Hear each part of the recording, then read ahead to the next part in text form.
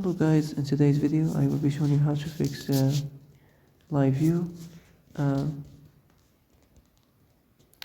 How to fix Livu isn't responding problem. So the answer is easy. Just go to the settings and then scroll down to the apps section. Then go to the search and search Livu. And then go to the storage, and here you will find this clear cache option. Click on it.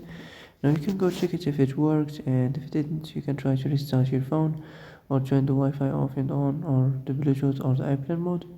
Also, you can try to clear data, but be careful. If you clear data, all this application's data will be deleted.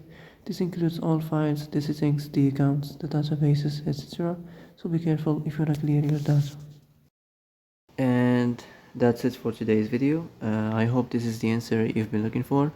If you like this video, don't forget to like and subscribe, and see you in the next video. Thanks for watching.